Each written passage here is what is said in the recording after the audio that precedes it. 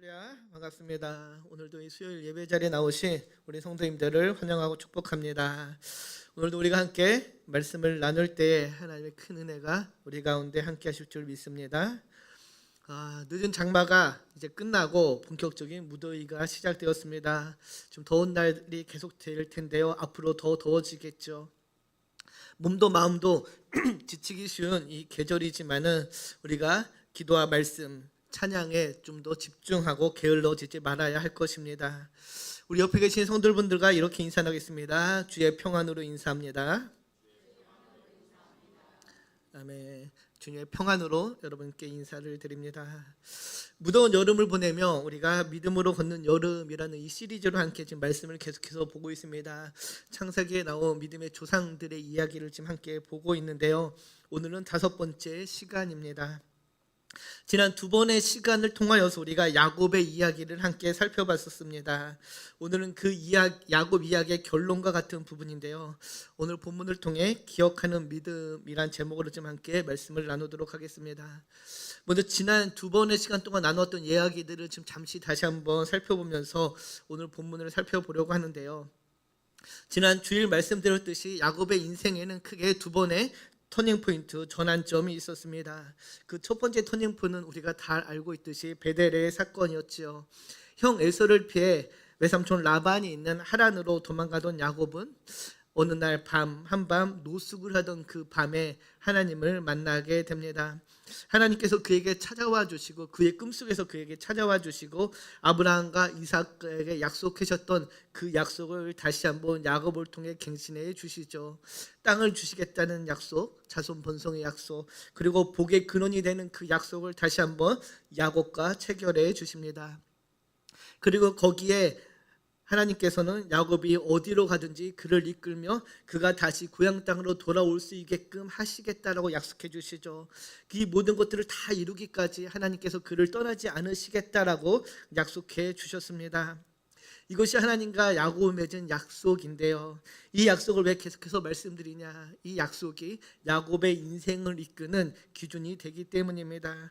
야곱의 인생을 해석하는 기준이 바로 이 언약 안에 있기 때문인데요. 그래서 이 베델의 사건이 야곱에게 굉장히 중요합니다. 그리고 그의 2번째 터닝포인트는 바로 약복강가의 사건이었죠. 이제 고향으로 돌아가는 그 길, 형 에서와의 만남을 앞에 두고 두려움과 공포, 또 좌절과 낭만 가운데 있는 야곱을 또 하나님께서 찾아와 주셨습니다. 형 에서의 분노를 어떻게 감당해야 될지 모르는 그날 밤에 야곱을 찾아와 주신 하나님께서는 야곱과 씨름하시며 그가 그동안 갖고 있던 그 인생관을 깨트려 주시죠. 자신의 지혜와 자신의 꾀를 믿고 살아왔던 야곱의 인생 가운데 하나님께서 찾아와 주시고 그의 허벅지 관절을 치심으로 이제는 자기의 힘과 능력이 아닌 오직 주의 은혜로 살아가는 인생으로 바꾸어 주셨습니다. 일평생 하나님보다 자신의 능력과 지혜의 꾀를 의지해서 살아왔던 그 야곱에게 하나님께서는 삶의 목적과 방향이 그런 것에 있는 것이 아니라 전적으로 하나님을 의지하는 그 은혜에 있음을 알게 해준 것이죠. 이것이 야곱의 삶의 2번째 터닝포인트가 되었습니다. 하나님께서는 그의 이름을 이스라엘로 바꿔주시죠. 이제는 새로운 정체성으로 살아갈 수 있게끔 그의 이름을 바꿔주신 것인데요. 이렇게 하나님과의 그 만남 이후 야곱은 형 에서와 극적인 상봉을 하게 됩니다. 그리고 이제는 오늘 본문을 보면 세겜 근처에 정착을 하게 되죠.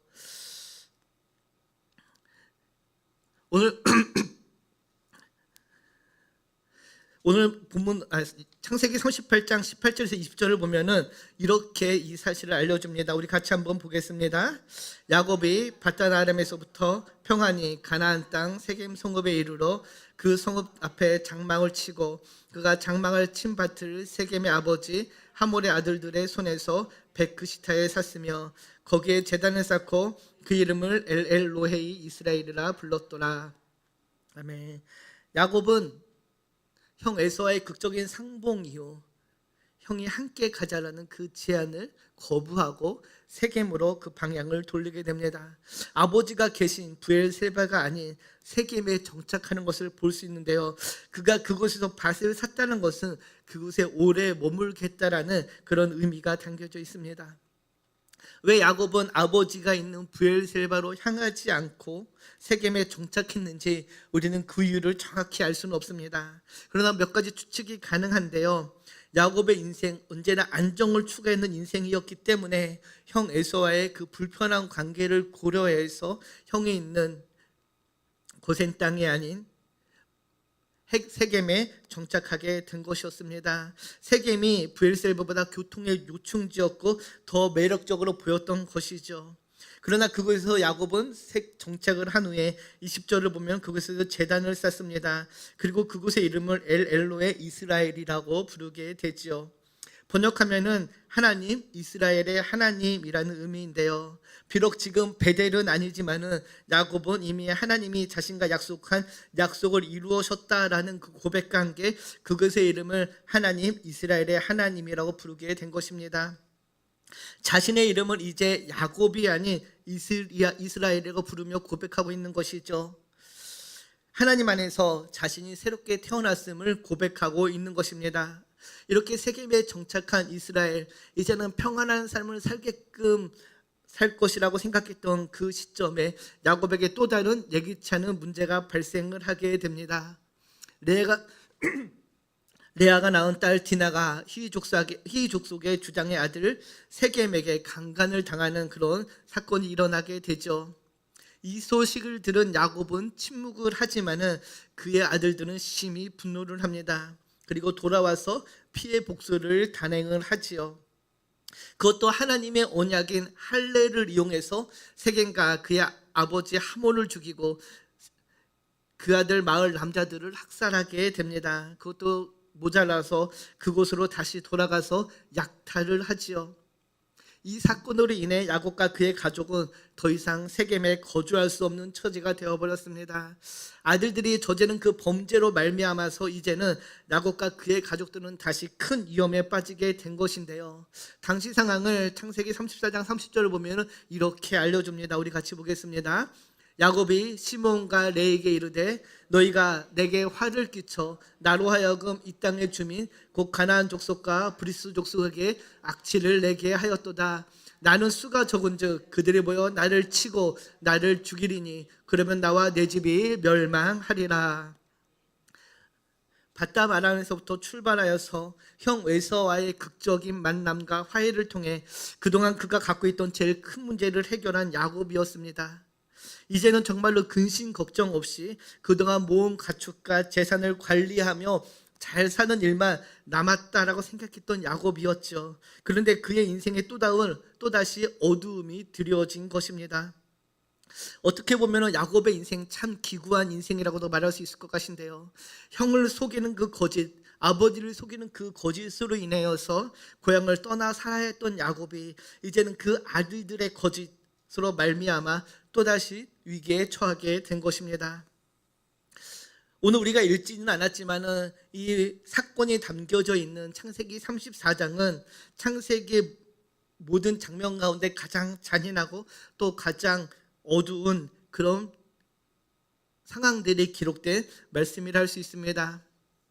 이렇게 어두운 상황 속에서 암울한 상황 가운데서 하나님이 야곱을 찾아와 주신 이야기가 오늘 본문인데요. 오늘 본문 35장 1절의 시작은 하나님이 야곱에게 이르시되라고 시작합니다. 폭력적이고 어두운 그 밤 하나님께서 다시 야곱을 찾아와 주신 것이죠. 딸 디나 사건으로 인해 아들들의 그 잔혹한 만행으로 인해 이제는 어디로 가야 할지 모르는 그런 상황, 남아있는 가나안 족속들이 자신을 언제 공격해 올지 모르는 안전을 보장할 수 없는 그런 상황 속에 야곱에게 하나님이 찾아와 주신 것입니다. 진퇴양난의 사면초가에 빠진 야곱에게 하나님께서 찾아와 주신 것이죠. 우리가 여기서 좀 중요하게 봐야 할 것이 하나 있습니다. 이런 어려운 상황 가운데 야곱이 하나님께 기도함으로 인하여서 하나님께서 야곱을 찾아와 주신 것이 아니라는 것이죠. 하나님께서 야곱을 찾아와 주셨습니다.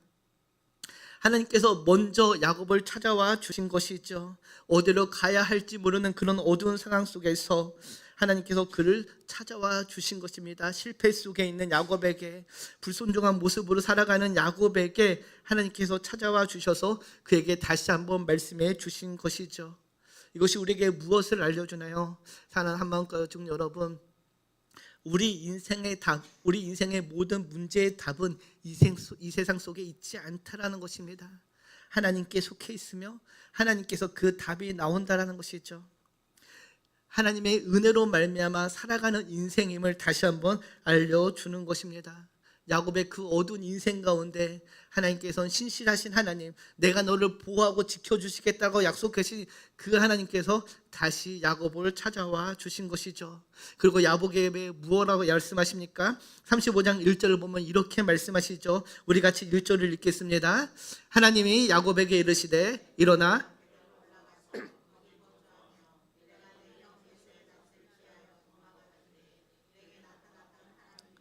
거기서 제단을 쌓으라 하신지라. 아멘.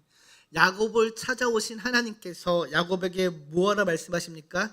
일어나 베델로 올라가라라고 이야기합니다. 그리고 거기서 제단을 쌓으라고 말씀하시죠.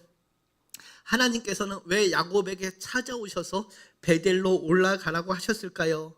왜 하필 베델이었을까요? 1절을 다시 보면은 그 베델이 어떤 곳이었습니까? 네가 내 형 에서의 낯을 피하여 도망하던 때에 내게 나타났던 하나님께 거기서 제단을 쌓으라. 하나님을 피하여 에서를 피하여 도망하던 그때에 너를 만나 주신 나를 기억하라는 것이죠. 베델은 아브라함과 이삭과 야곱에게 있어서 신앙의 상징적인 장소라 할 수 있습니다. 하나님께서는 절체절명의 위기에 있는 야곱에게 다시 찾아와서 내가 너를 만나준 그 만남을 기억하라고 이야기하고 있는 것이죠. 내가 너한테 약속했던 그 약속을 잊지 말라라고 지금 말씀해 주고 계신 것입니다. 그러면서 또 뭐라고 이야기하나요? 1절을 보면은 베델로 올라가서 거기 거주하라라고 이야기하죠. 하나님께서는 야곱에게 베델로 올라가서 거기서 거주하라라고 말씀하십니다. 그래서 거주하라라는 그 히브리어 동사는 체류하다라는 뜻이죠. 오래 머물다라는 뜻입니다. 정착하여 살다라는 뜻인데요. 그러나 이후 성경을 보면은 야곱은 베델에 정착하지 않습니다. 따라서 하나님께서 거기서 거주하라고 하신 것은 그곳에 자리를 잡고 정착하라라는 그 의미보다는 영적인 의미를 부여한 것이라고 볼 수 있는데요. 사랑하는 성도 여러분, 베델의 뜻이 무엇인가요? 베델은 하나님의 집이란 뜻이죠. 베이트엘이란 단어인데요. 하나님의 집이란 뜻입니다. 하나님의 집에 거주하다라는 것, 우리에게 무엇을 알려주나요? 하나님과의 동거, 하나님과의 동행을 의미한다 할 수 있습니다. 하나님과의 그 영적인 동거죠. 하나님을 향한 그 마음, 하나님을 향한 그 신앙을 회복하여서 하나님과 함께 동행하는 삶을 회복하라라고 지금 말씀해 주고 계신 것입니다. 하나님께서는 야곱에게 찾아와 주셔서 내가 너를 처음 만났을 때 그 감격, 그 기쁨을 회복하라라고 이야기하고 있는 것이죠. 네가 순수한 마음을 가지고 내게 서운했던 그 마음을 다시 회복하라라고 이야기하고 계신 것입니다. 사랑하는 성도 여러분, 야곱은 베델에서 하나님께 서원을 했습니다. 그리고 그곳에 다시 도착했을 때 그는 베델로 바로 올라가지 않았지요. 여기서 우리가 지금 잠시 생각해 봐야 되는 것이 있는데, 창세기 31장 3절을 보면은 하나님께서 야곱에게 나타나셔서 다음과 같이 말씀하셨습니다. 여호와께서 야곱에게 이르시되 내 조상의 땅 내 족속에게로 돌아가라. 내가 너와 함께 있으리라 하신지라. 내 조상의 땅, 내 족속에게로 돌아가라고 이야기하시죠. 그곳이 어디입니까? 가나안 땅. 더 정확하게 얘기하면은 아버지 이삭이 머물고 있는 그 브엘세바를 가리킵니다. 그런데 그는 아버지에게로 돌아가지 않고 세겜에 정착을 하죠. 유추해 보면은 세겜에서 그가 정착한 시간이 한 10년 정도의 시간이 되었다라고 이야기합니다. 물론 세겜도 약속의 땅에 속하여 있지만은, 그러나 아버지에게로 가지 않은 것은 내 족속에게로 돌아가라라는 그 하나님의 명령을 온전히 지키지 않은 것이죠. 그가 브엘세바, 자신이 돌아가야 할 곳으로 가지 않고 세겜이라는 그 곳에 정착하여서 그가 방황하고 있을 때 그에게 큰 사건이 일어난 것입니다. 아더 핑크 목사님의 그 창세기 강해서를 보면은 이 야곱의 이 장면을 주석하면 이렇게 말을 하는데요. 세겜에서 당한 수치스러운 사건의 근본 원인은 하나님의 말씀에 순종하지 못한 야곱의 우유부단함에 있다라고 해석을 합니다. 야곱은 하나님과 약속을 잊고 브엘셀베가 아닌 세겜에서 머뭇거리며 방황을 했습니다. 그 결과 그의 인생에 큰 수치, 시련을 경험하게 되지요.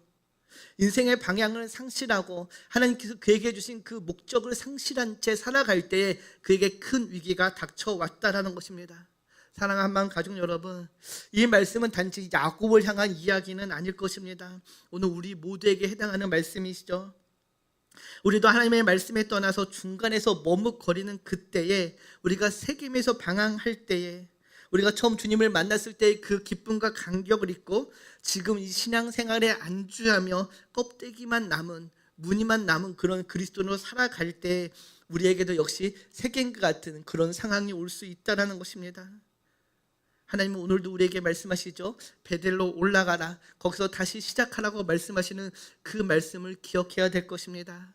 야곱에게 베델은 신앙의 출발점이었습니다. 하나님을 처음 만났던 자리, 약속의 말씀을 들었던 그 자리가 베델이었죠.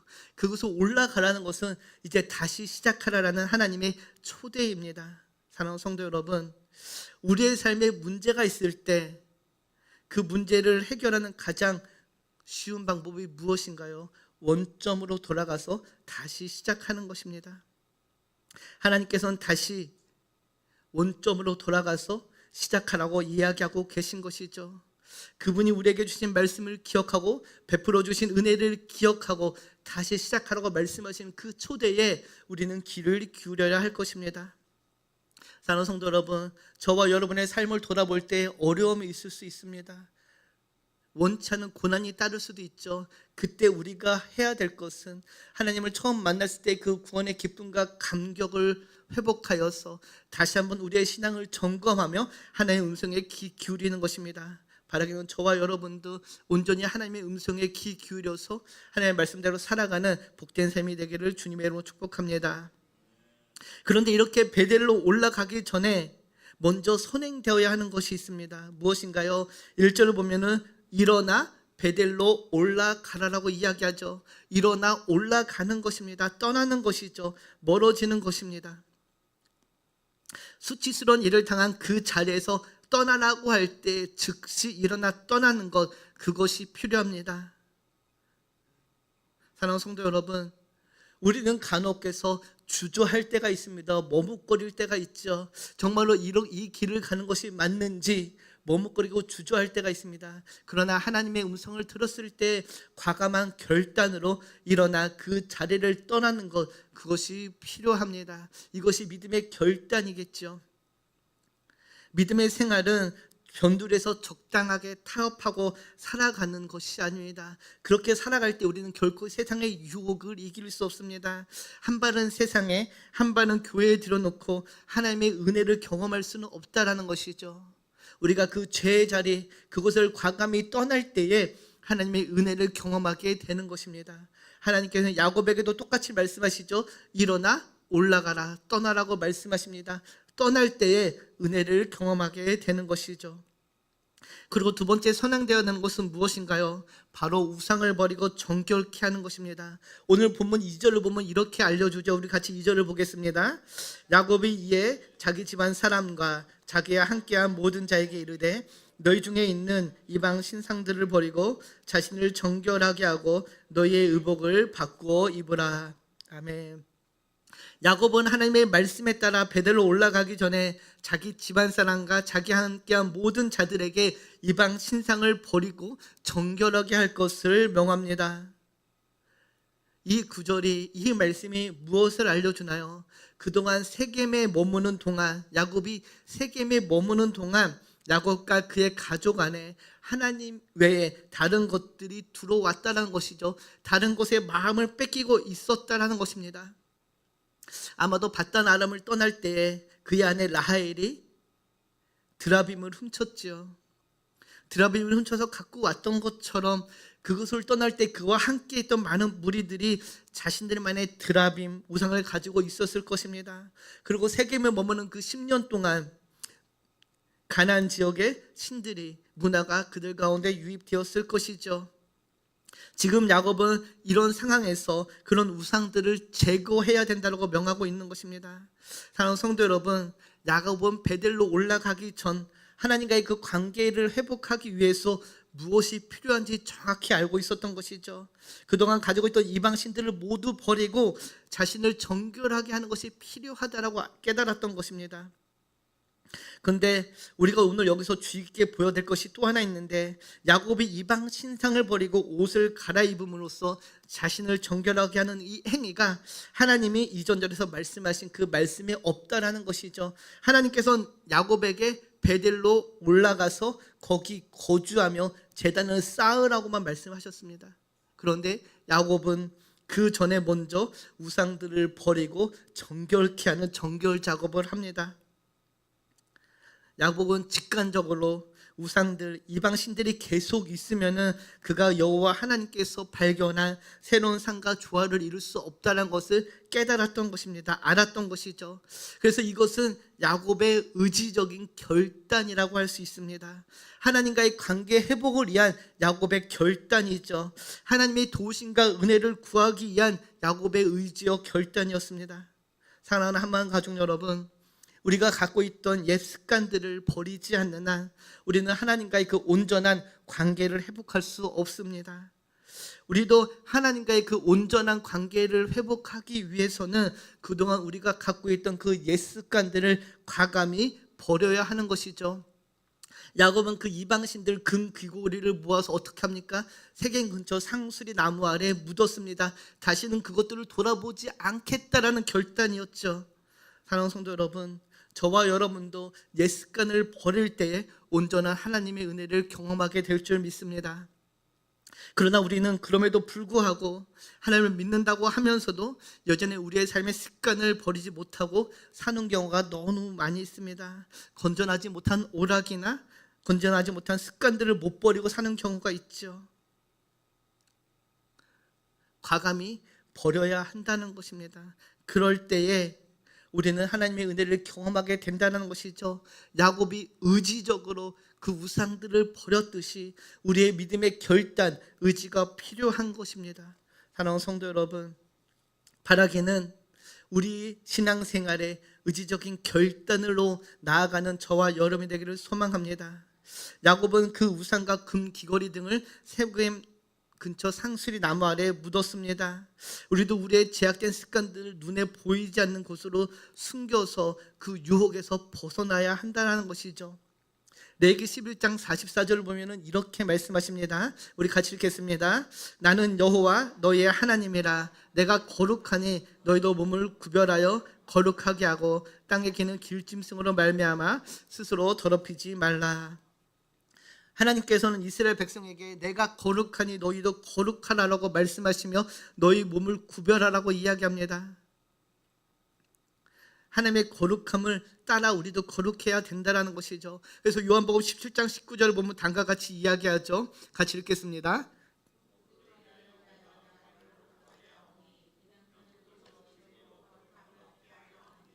아멘.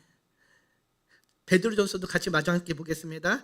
너희가 순종하는 자식처럼 전에 알지 못할 때에 따르던 너희의 사욕을 본받지 말고 오직 너희를 부르신 거룩한 이처럼 너희도 모든 행실에 거룩한 자가 되라. 사랑하는 성도 여러분, 앞에 읽었던 그 두 본문을 통해서 알게 되는 것, 거룩은 죄악된 것과 구별되는 것입니다. 비신앙적인 것부터 나를 엄격하게 구별해내는 것, 그것이 거룩이죠.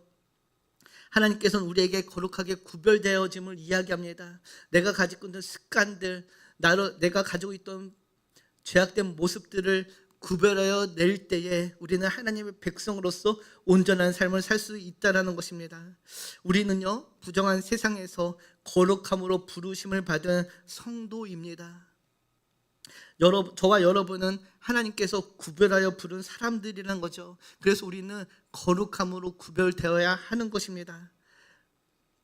그런데 오늘 본문을 보면은 야곱 개인 혼자만이 거룩하게 구별된 것이 아니었죠. 그가 속한 모든 식솔들이 함께 동일하게 거룩하게 구별되었습니다. 이것은 나 개인의 회복과 함께 공동체의 회복이 함께 일어나야 함을 우리에게 알려주는 것이죠. 사랑하는 성도 여러분, 각각의 내가 변하면 우리가 변화됩니다. 공동체가 변화되는 것이죠. 나와 함께 우리가 함께 변화되어서 온전하게 회복되어질 때에 이 공동체가 거룩하게 구별되는 공동체가 된다라는 것입니다. 그럴 때 이 공동체 가운데 하나님의 은혜가 충만하게 임한다라는 것이죠. 나 하나쯤은이 아니라 우리 모두가 함께 거룩하게 구별되어져야 함을 여러분 기억하시기 바랍니다. 바라기는 우리 모두가 오늘 이 밤에 거룩하게 구별된 자로 하나님 앞에 서는 은혜가 있기를 주님의 이름으로 축복합니다. 그리고 1절을 다시 보면은 하나님께서 베델로 올라가 거기 거주하며 야곱에게 거기서 제단을 쌓으라고 이야기하시죠. 제단을 쌓는 것이 무엇을 의미합니까? 하나님의 은혜를 기억하고 기념하는 것입니다. 하나님을 예배하는 것이죠. 하나님께서는 지금 우상으로 가득했던 야곱의 식솔들과 야곱에게 이제는 그런 것들을 버리고 베델로 올라와서 하나님을 향한 그 마음, 그 신앙을 회복하며 예배를 회복하라라고 이야기하고 있는 것입니다. 야곱과 그의 가족은 세겜에서 우상을 가까이하며 타협적인 삶을 살고 있었지만은 이제는 그런 것에서 벗어나 그런 타협적인 삶에서 떠나서 다시 한번 너의 마음을 정해 온전히 나 여호와 하나님만을 섬기라고 이야기하고 있는 것입니다. 예배의 회복, 믿음의 회복, 신앙의 회복을 이야기하고 있는 것이죠. 사랑하는 성도 여러분, 예배는 전능하신 하나님과 우리와의 만남입니다. 예배는 하나님이 우리를 부르시는 초청이며 우리는 그 하나님의 초청에 참여하여서 예배 앞에 예배를 드리는 것이죠. 하나님과의 그 만남을 통하여서 그분이 주시는 그 은혜를 기억하고 기념하며 누리는 것, 그것이 예배입니다. 하나님 앞에 제단을 쌓으러 가는 것, 바로 그 예배의 회복이죠. 사랑하는 성도 여러분, 그래서 예배는 하나님의 은혜의 통로이며 축복입니다. 바라기는 그래서 우리는 더욱더 이 예배를 사모해야 될 줄 믿습니다. 이렇게 결단함으로 나아갈 때에 5절로 보면 어떤 일이 일어나요? 우리 5절을 같이 읽겠습니다. 그들이 떠났으나 하나님이 그 사명 골들로 크게 두려워하게 하셨으므로 야곱의 아들들을 추격하는 자가 없었더라. 아멘. 그들이 떠났으나 하나님께서 그 사명 골들을 두렵게 하심으로 야곱의 아들들을 추적하는 자가 없었다라고 알려줍니다. 야곱과 그의 가족은 세겜 사건 이후 복수의 위협에 놓여 있었습니다. 그러나 그들이 하나님의 말씀에 순종하여서 베델로 향하자 하나님께서 친히 그들을 지켜주신 것이죠. 순종의 길에 하나님의 특별한 섭리가 임한 것입니다. 하나님의 명령을 따르는 자들에게 하나님께서는 그들을 보호하고 지켜주심을 다시 한번 확인시켜 주는 것이죠. 사명 고을들이 야곱을 두려워한 것은 야곱이 강해서가 아니죠. 하나님이 그들의 편에 서 있기 때문에 두려워했던 것입니다. 사랑하는 성도 여러분, 하나님께서는요 때로는 사람의 마음에 두려움을 심어주셔서 하나님의 백성을 보호하십니다. 바로 오늘 장면이 그런 장면인데요. 야곱이 하나님 앞에 제단을 쌓고 거룩하게 살기로 결단하자 하나님께서는 주변 족속들에게 두려움을 주시고 그들의 마음을 움직이신 것입니다. 사람의 시선으로 볼 때 야곱은 약자였습니다. 그러나 하나님의 임재가 그를 강하게 하셨습니다. 하나님은 당신의 백성에게 두려움을 없애시며 오히려 그들의 적에게 두려움을 심어주신 분이시죠. 그러면 하나님께서 약속하신 그 신실하신 약속을 지켜나간 것입니다. 사랑하는 성도 여러분, 이것이 하나님의 백성이 누리는 영적 특권입니다. 우리가 믿음으로 결단하고 믿음으로 살기로 작정할 때에 하나님께서는 하나님의 백성을 인도하시고 지켜주십니다.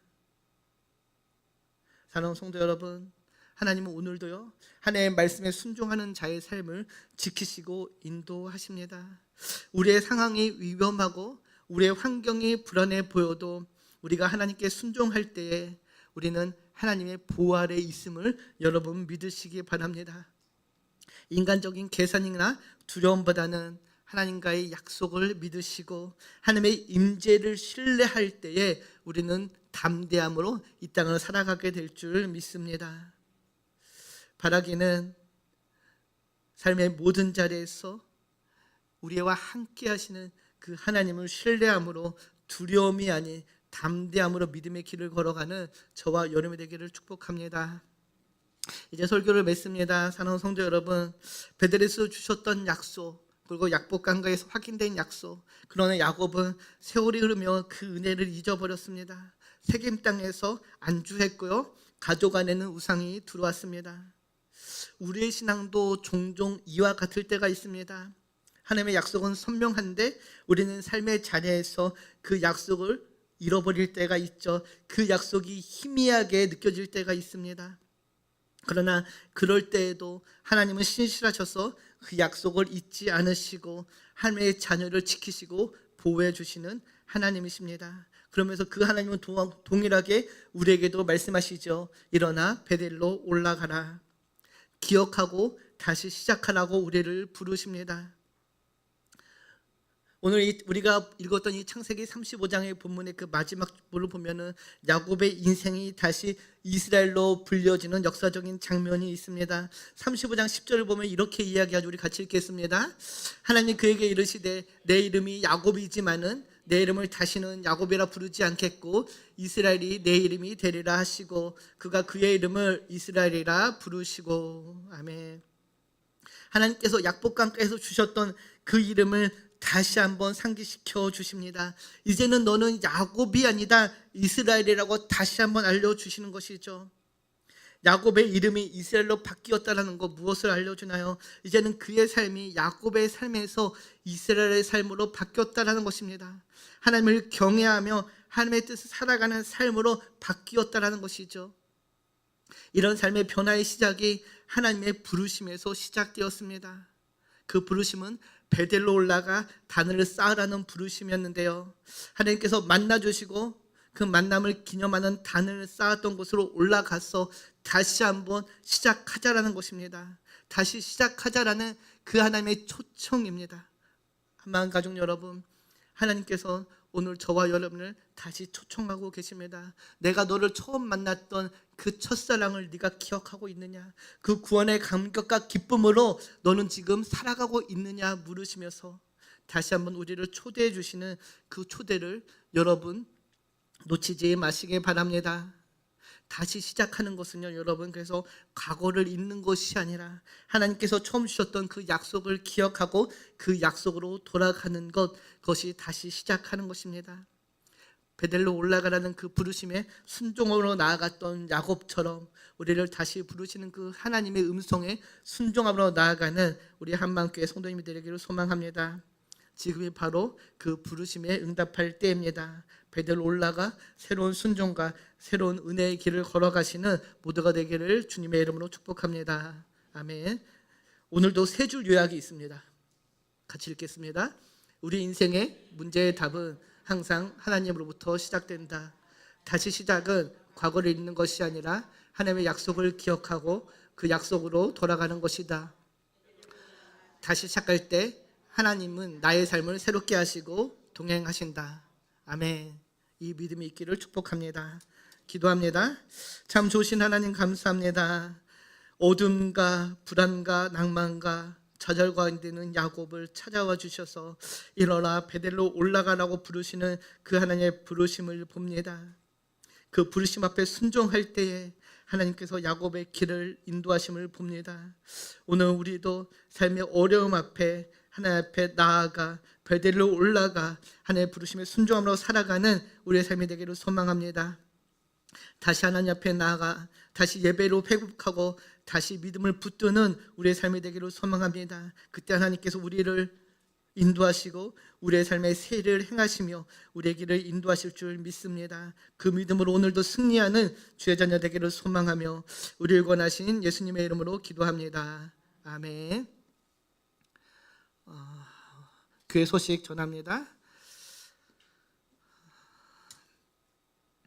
3분기 영적 성장을 위한 교회 행사를 위해서 계속해서 기도해 주시기 바랍니다. 특별히 우리가 계속해서 기도하고 있는데요. 유초등부 여름 성경학교가 이번 주 금요일과 토요일 이틀간 부평 선일교에서 있습니다. 처음으로 외부에 나가서 함께 성경학교를 하는데 은혜 시간이 될 수 있도록 많은 우리 유초등부 학생들이 참여하여서 정말로 주님을 온전히 알아가게 되는 귀한 시간 될 수 있도록 함께 기도해 주시고, 특히 우리 수고하시는 선생님들과 부장 선생님 그리고 우리 신성님 목사님을 위해 기도해 주시기 바랍니다. 또한 중고등부 수련회, 학생부 수련회가 8월에 있는데요.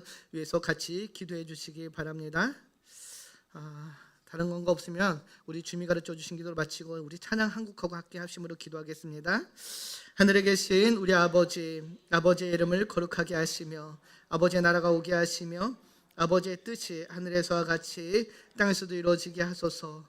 오늘 우리에게 일용할 양식을 주시고 우리가 우리에게 잘못한 사람을 용서하여 준 것 같이 우리 죄를 용서하여 주시고 우리를 시험에 빠지지 않게 하시고 악에서 구하소서. 나라와 권능과 영광이 영원히 아버지의 것입니다. 아멘.